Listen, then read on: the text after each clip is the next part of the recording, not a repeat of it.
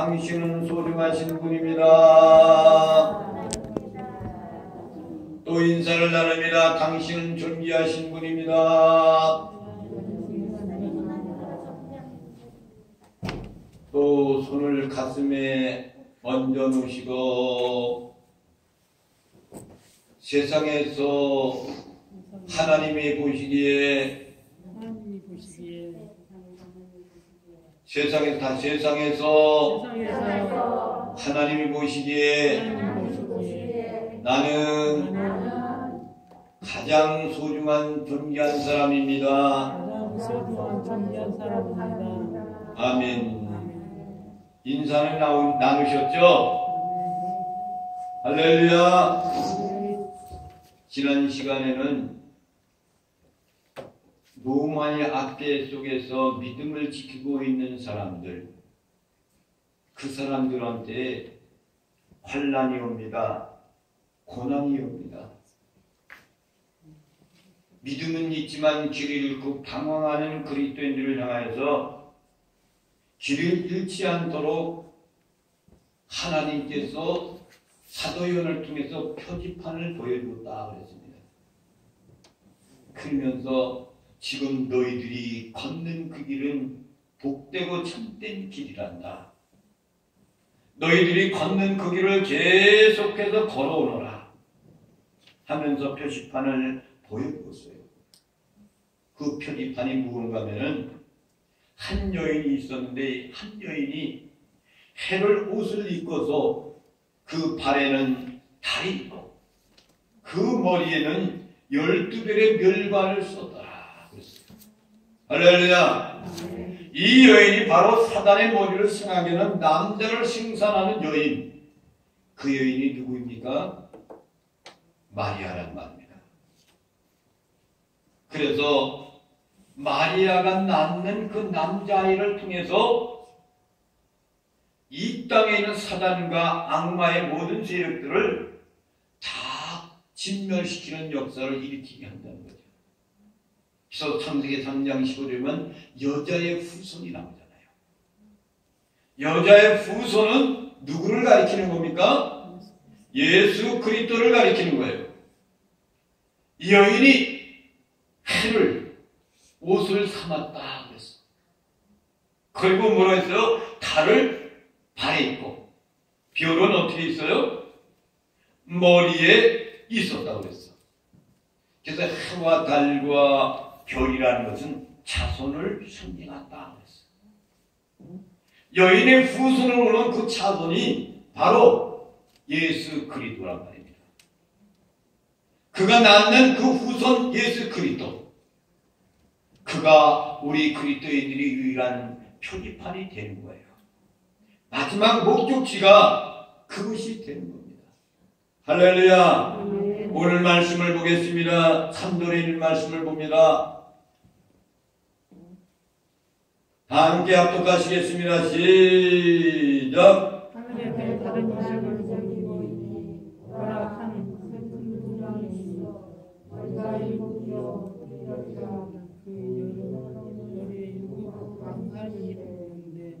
아멘. 하늘에 또 다른 이적이 있다고 그랬어요. 그러면 전에 있었던 이적의 표지판이 뭐예요? 예수 그리스도가 표지판이 있다네요. 이 여인이 낳는 자손이 여인의 후손으로 오신 분이 예수 그리스도예요. 근데 또 다시 표지판이 있는데 그 표지판이 뭐예요? 하늘에 다른 표지판이 있는데 보라, 한 큰 붉은 용이 있어 머리가 7이에요. 머리가 7이래. 뿔이 10이래. 그 10머리에는 7관이 있는데 그랬습니다. 이것이 붉은 용에 대한 것을 우리가 살펴봐야 됩니다. 시편 74편 12절부터 15절에 있는 말씀입니다. 여러분의 성경 말씀 시편 74편 12절부터 15절에 있는 말씀,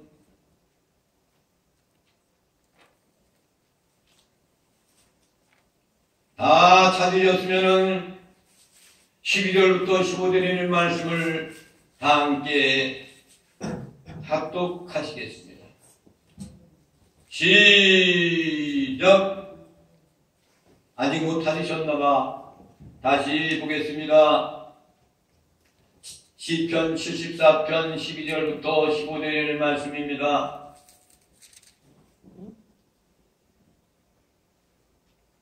다 찾으셨으면 아멘.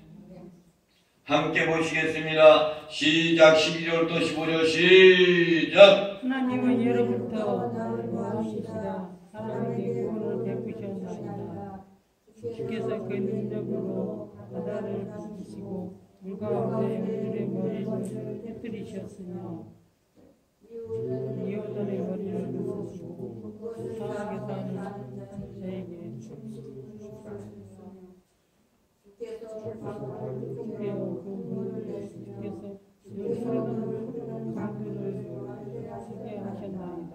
아멘. 여기에서 나오는 용들이 나오잖아요.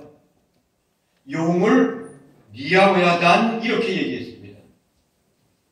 그렇다면 니아야단이라는 이것이 용이란 말이에요. 바다에서 사는 거대한 동물이에요.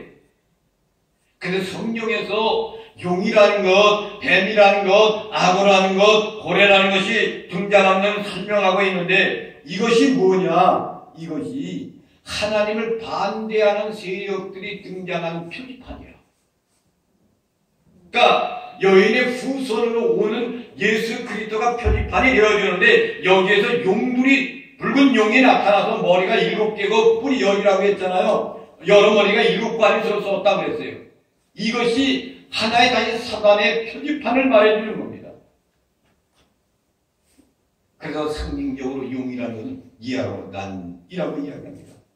또 악어라도 이렇게 불러요. 그러면 이사야서로 갑니다. 이사야서 27장 1절에 있는 말씀입니다. 다 함께 합독하시겠다. 여기 쳐다보시면 됩니다. 떴습니다. 시작. 그날에 여호와께서 그의 견고한 또 크고 강한 칼로 날름 뱀 이호단을 꼬불꼬불한 이호야단을 벌하시며 바다에 있는 용을 죽이시리라. 아멘. 보세요. 뱀으로 나오고 이호야단으로 나오고 용으로 불리잖아요. 고래라고도 하고 용이라도 불린단 말입니다. 그러면 또 예레미야 51장 34절부터 35절에 있는 말씀을 보겠습니다. 예레미야 51장 34절부터 35절에 있는 말씀, 뱀으로도 나오고 용으로도 나오고 악어로도 나오고 고래로도 불리는 이런 것들이 곧 사단의 정체들이 나와서 하나님의 표지판을 두고 있는 예수 그리스도를 믿는 사람들을 매일같이 고난 속에 이끌어가는 종류의 사람으로 성경이 이렇게 나타나 있는 거예요. 예레미야 51장 34절부터 35절 말씀을 다 함께 합독하시고 큰 복을 받아 누리시겠습니다. 시작. 바벨론의 무서운 왕이 나를 먹으며 나를 멸하며 나를 비둘기시게 하며 큰 뱀같이 나를 삼키며 나의 좋은 음식으로 그 배를 채우고 나를 쫓아내었으니 할렐루야. 아멘. 여기 보면은 어떤 사람이 뱀이고 그리고 니오단이고 뭐가 여기로 나와 있어요? 바벨론의 느부갓네살 왕이다 그랬어요. 그러니까 바벨론 느부갓네살이 그 당시에 이스라엘 민족들을 괴롭히고 그랬던 느부갓네살을 뭘로 표현했어요? 뱀과 악어와 단 용으로 표현했단 말입니다. 그렇다면은 오늘 요한계시록 나오는 붉은 용이라는 것도 바로 성경에서 말하는 그 붉은 용, 고래, 여단 이런 모든 것들을 존재하는 것은 하나님의 백성들과 대적관계에 있는 모든 세력들을 총칭할 때 니아오여단, 뱀, 악어, 용으로 부르는구나 라는 걸 생각해야 돼. 그러면 붉은 용이 나타났다는 그런 얘기는 여인의 후손으로 이 땅에 등장했던 예수 그리스도를 괴롭히고 그리고 그 믿는 성도를 괴롭히는 모든 분류의 사람들이 바로 뭐예요? 용, 고래, 악어 야거단이란 말입니다. 붉은 용이란 말입니다. 그러니까 계시록 12장 3절에 나와 있는 큰 붉은 용이 하나님의 백성들을 지배하고 고통 주는 어떤 세력을 말하고 있는 것이라는 것을 우리가 알아야 되는 것입니다. 아, 그랬구나. 그 당시 앞으로도 이 세상이 이런 것들이 우리에게 괴롭힘을 줄 것이다 이거죠. 오늘날에도 이 붉은 용 같은 정체들이 우리 그리스도인들을 주변에 얼마든지 우리를 괴롭히는 존재들이 많이 있잖아요. 그렇죠? 많이 있어요. 예수께서 29장 2절과 3절에 있는 말씀을 보겠습니다. 여기 앞을 보고 시작! 인자야 너는 애굽의 바로왕과 온 애굽으로 얼굴을 향하고 예언하라. 너는 말하여 이르기를 주 여호와께서 이같이 말씀하시되 애굽의 바로왕이여 내가 너를 대적하노라. 너는 자기의 강들 가운데 둔 큰 악어라. 누가 큰 악어예요? 바로왕. 애굽 땅의 바로왕이란 말이에요. 그러니까 그 당시에 이스라엘 민족들을 괴롭혔던 애굽 왕 바로, 그것도 붉은 용으로 변한 거예요. 변하다는 거. 그러니까 공통점이 뭐예요? 하나님의 백성들을 고통을 주는 것들, 시련을 맞게 하는 것들, 아프게 하는 그런 주는 세력들. 오늘날 이 시대에 살아가는 우리에게도 어떤 막론하고 똑같은 그런 것들이 있단 말입니다. 교회를 핍박하는 무리들, 성도들을 무너뜨리려는 무리 통칭, 이것들이 큰 붉은 용 총체를 말하는 겁니다.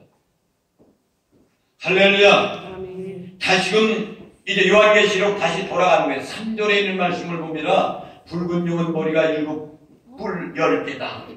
그러면 요한계시록 19장 11절부터 13절에 있는 말씀을 보겠습니다. 그러면 3절에서는 12장 3절에서는 붉은 용 머리가 7뿔이 10개라고 이렇게 나와 있는데 19장 11절부터 13절에는 뭐 어떻게 나타나는가를 봐야 돼요.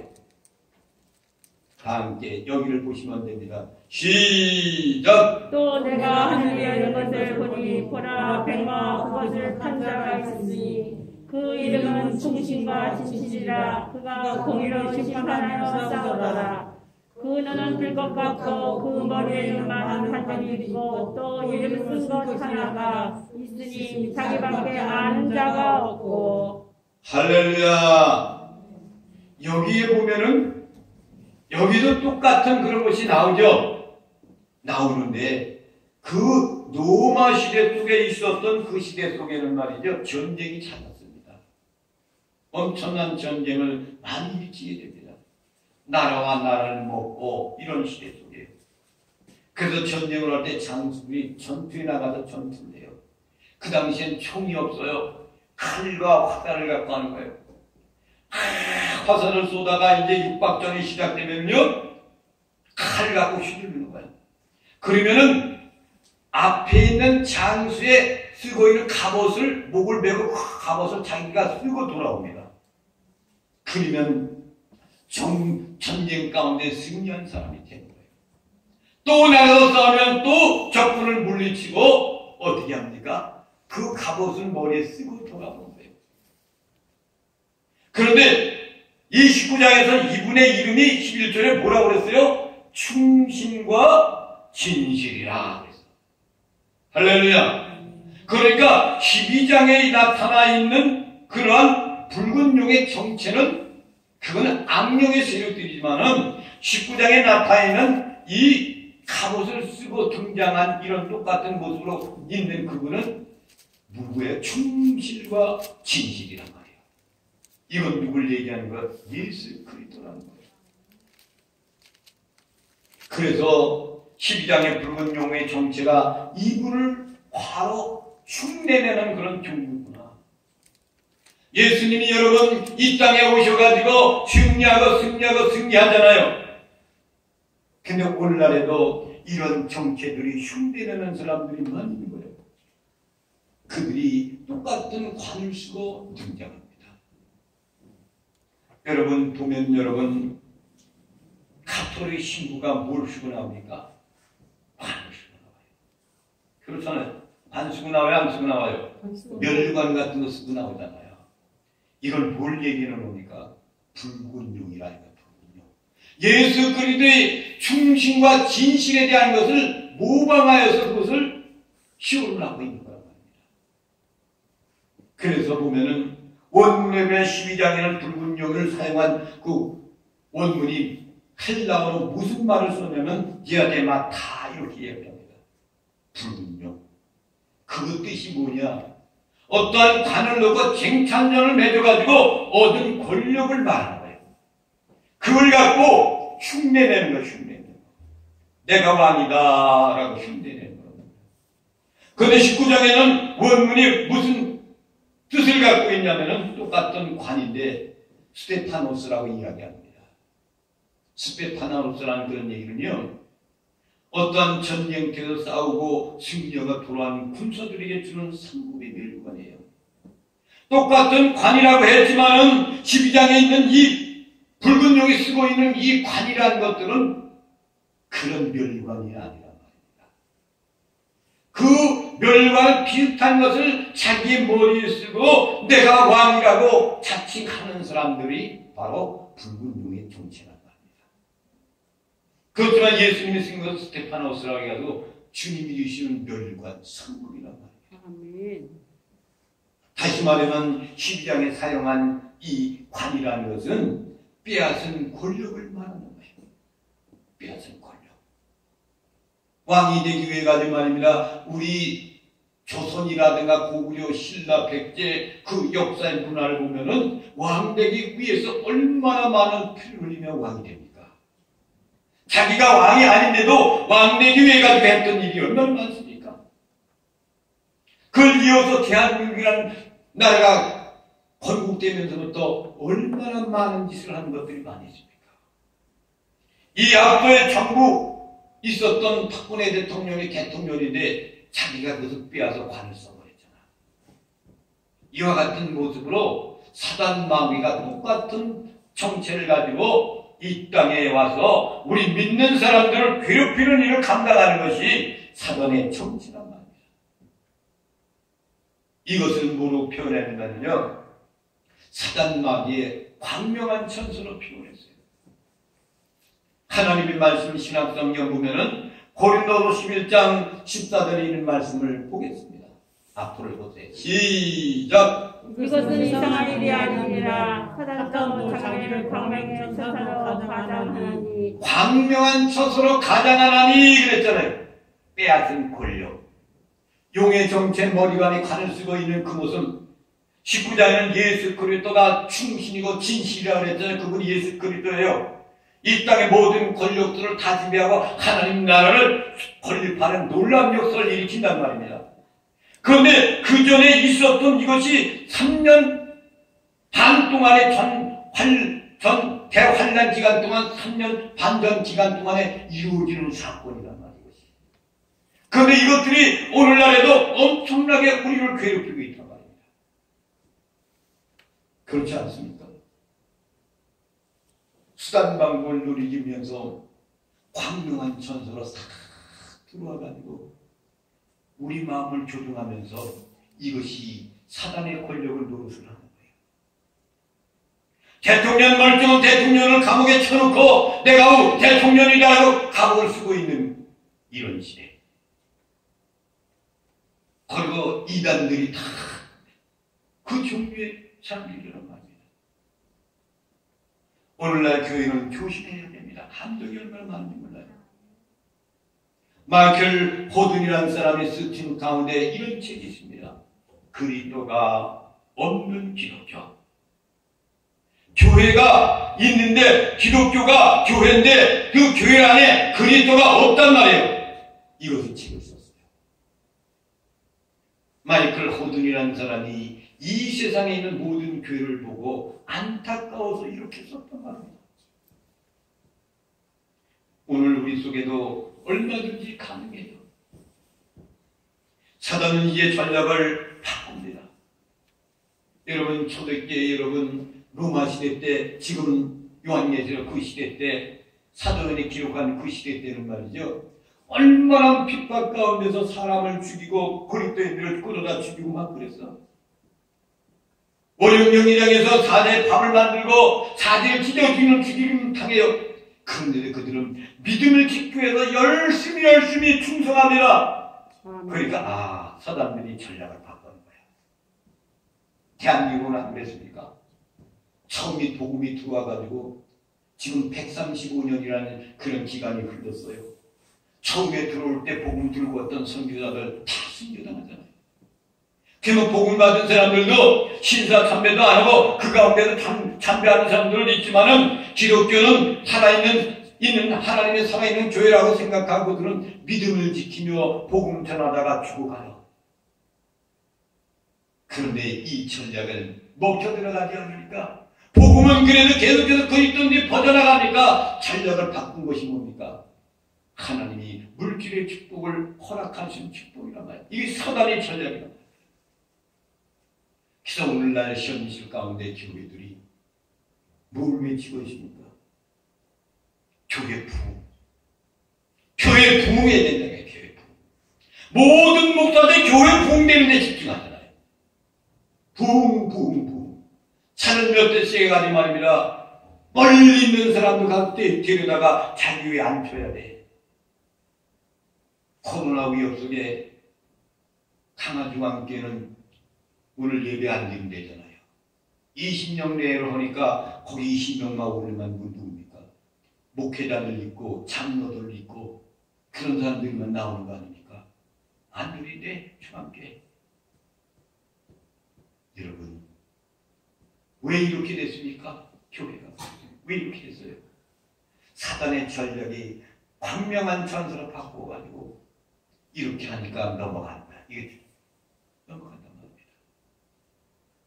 초대교회 한국교회가 환난 죽음 속에서 이전에서 믿음을 지켰던 교회가 우리 대한민국의 교회뿐만 아니라 온 세계 교회들이라는 거예요. 근데 광명한 천사가 이제 전력을 바꾸는 거야. 이래도 죽여도 이들은 믿음을 지키니까. 그런데 이들을 축복해주고 광명한 천사를 등장해가지고 교주들을 또 그것을 관을 쓰고 이단 흉내를 내고 이런 것을 하고 있으니까 말입니다. 얼마나 안타까운 현실인지 모릅니다. 오늘 4절에 있는 말씀을 한번 보겠습니다. 12장 4절4절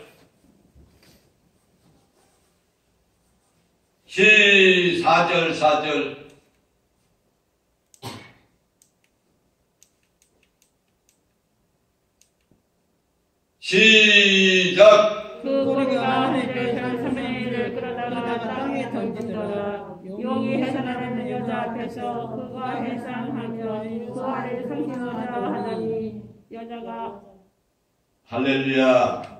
그 꼬리가 하늘의 별 3분의 1을 끌어다가 던지더라. 3분의 1이라는 그런 얘기는 전부를 얘기하는 것이 아니죠. 그러니까 광명한 천사를 같은 그런 붉은 용으로 등장했던 이런 사단의 세력들이 등장해가지고 이 땅에 믿는 사람들을 어떻게 하는 거예요? 3분의 1을 끌어다가 던져버린다는 거예요. 지난 시간은 여자의 모습이 여자가 해를 입고 있어요. 떠있는 해를 입고 발에 입고 머리 7뼈를 관을 썼단 말이에요. 해와 달과 별 성경 전체는 자선을 묘사한다고 그랬죠. 하늘의 별 3분의 1 끌어다 던졌다는 그런 얘기는 3분의 1 숫자를 끌어다가 부분적으로 사람들을 괴롭히고 던져버린다는 거죠. 우리 믿는 성도들이 삶에 이러한 핍박과 고난이 있을 수가 있어요. 믿음을 지키는 사람들에게. 초대교회는 모든 성도들이 그렇게 살았어요. 우리 대한민국의 복음이 처음 들어왔을 때 모든 믿는 사람들, 변화시켰던 사람들이 다 그렇게 살았어요. 이런 사람들한테 핍박을 가해서도 그들은 고난 속에서 그런 믿음을 지켰어요. 그러니까 그리스도를 믿고 믿는 생활 사람들이 만사형통한다는 것. 찬송 가운데 만사형통이라는 것은 우리의 삶 가운데 믿음의 공략을 받지 않는 만사형통이 아니에요. 하나님의 길을 가는 형통한 길을 갈 수는 좁은 길을 가는 사람들의 그 길이 만사형통하다는 거예요. 우리는 알지도 못하고 만사형통하리라고 날마다 찬송 부르잖아. 내 인생의 간 길이 모두가 만사형통한 것으로 표현한 것 같지만은 주님 가신 그 길을 가는 사람에게는 고통이 있어도 만사형통하게 간다 그런 얘기입니다. 아멘. 예수 그리스도 믿는 그리스도인은 무병장수한다. 누가 그랬습니까? 병 걸려 죽을 수도 있어요. 왜? 죽는 것도 하나님의 뜻이에요. 무병장수한다. 그러면 여러분 옛날에 믿는 그런 신과 똑같습니다. 아닙니다. 기독교는 이 땅에서 결국 그렇게 세상 짧은 생을 산다 할지라도 믿음으로 살다가 좁은 길 걸어 그 길이 만사형통한 믿음으로 가는 길이 만사형통해서 나중에 하나님의 나라에 가서 영원히 사는 거예요. 그리스도인들은 더 어려울 수가 있어요. 이 붉은의 용의 정체가 궁극적으로 대상이 누구예요? 여자가 낳은 아들이야. 붉은 용의 정체는 여자가 낳은 아들, 여인의 후손이란 말이야. 후손. 그분 왜 이 땅에 오셨습니까? 하나님의 택한 백성들의 사랑의 완성을 위해서, 구원의 완성을 위해서 이 땅에 오신 거예요. 높고 높은 부자를 버리시고 주님이 이 땅에 오신 거예요. 왜 그랬어요? 우리 여인의 후손이 오셔서 죽어가는 우리 믿는 택한 백성들을 구원하기 위해서 오신 겁니다. 지금 이단의 정체는 어떻습니까? 처음에는 십자가 다 이야기합니다. 그리스도 이야기도 다 해요. 예수 얘기도 해요. 그러면 이 사람들이 나중에 한참 빠져들게 되면 하나님께 모든 것을 다 갖다 바칩니다. 시간도 다 바치고 헌신하고 물기도 다 바칩니다. 나중에 듣다 보면은 다 온몸이 거기에 막 빠지게 되는 거예요. 그쯤 됐을 때 그 교주가 얘기한 것이 내가 그리스도라고 얘기해요. 내가 예수다고. 이만희가 그러다, 이만희가. 이런 엉뚱한 짓을 많이 하는 것이 이들이 광명한 전설을 등장한단 말이야. 처음엔 몰라요. 예수 그리스도 얘기 다 해요. 거기에 접어들면 어떻게 돼요? 광명한 전사들이 그런 짓을 한단 말이에요. 우리는 정신 바짝 차려야 됩니다. 아멘. 가장 이단이 많은 나라가 어느 나라예요? 대한민국이야. 어디서 잘못된 거요? 기독론이 잘못됐어요. 기독론이 뭔가를 잘못했기 때문에 그런 거예요. 하나님의 아들이 이 땅에 내려와서 탄생과 그리고 생애와 고난과 부활과 승천, 성령 강림의 역사로 이루어져 토대깨어 세워진 것, 이것이 잘못됐단 말입니다. 우리 인类마지막 목적지 표지판은 어디입니까? 그리스도입니다. 유일한 길도 그리스도의 표지판만 바라보고 가야 돼요. 아멘. 다른 것을 바라보고 가면 절대로 우리는 이길 수가 없습니다. 아멘. 5절 말씀을 보겠습니다. 시작! 여자가 아들을 낳으니 이는 장차 철장으로 만국을 다스릴 남자라. 그 아이를 하나님 앞과 그 보좌 앞으로 올려가더라. 자, 보세요. 3분의 1종한 그 붉은 용들이 말이요. 예수 믿는 사람들을 다 던져버리니까 그런 환난과 핍박이 3년 반 동안 이루어지는 거예요. 그것이 끝난 다음에 어떻게 되는 거예요? 그 어린아이가 어떻게 됐어요? 어린아이가 이 어린아이를 낳았어요. 여인이 여자의 후손으로 오신 그분이 예수 그리스도가 죄가 없으신 그 그리스도께서 여자의 후손으로 오셨다라는 그런 말씀을 강조하고 있는 거예요. 그런데 아이를 낳자마자 어떻게 돼요? 하나님 앞과 거기 앞으로 올려가더라 그랬어. 여기 요한계시록은 짧게 예수님이 이 땅에 탄생함으로부터 바로 휴고 올라간 것까지 바로 그냥 짧게 이야기한 거예요. 그 가운데는 예수님의 탄생이 있고 예수님이 이 땅에 와가지고 공생의 기간 동안 3년 있고 3년 있다가 십자가에 우리 죄를 대고 가고 십자가에 돌아가신 그것이 거기 포함되어 있고 죽음으로 끝나지 않고 사흘 만에 부활한 역사가 거기 뜻이 있고 그리고 40일 동안 있다가 승천에 올라가는 것까지 기록한 것이 오늘 이 여자의 후손을 이야기하는 것이 5절에 있는 말씀인 겁니다. 아이를 낳자마자 하나님과 그 보좌 앞으로 올라갔더라 그랬잖아요. 아멘. 짧게 그것을 생략하고 이렇게 기록한 거예요.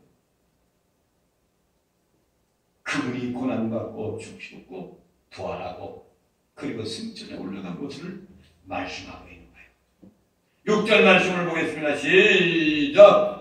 아이를 하나님과 그 여자가 광야로 도망하며 거기서 1260일 동안 그를 양육하기 위하여 하나님께서 예비하신 곳이 있더라. 할렐루야. 1260일이면 몇 년이에요? 3년 반이에요. 3년 반. 그것이 그래서 1260일이라는 것이 7년 대한년간의 1000반년 그 기간 동안을 이야기하는 거예요.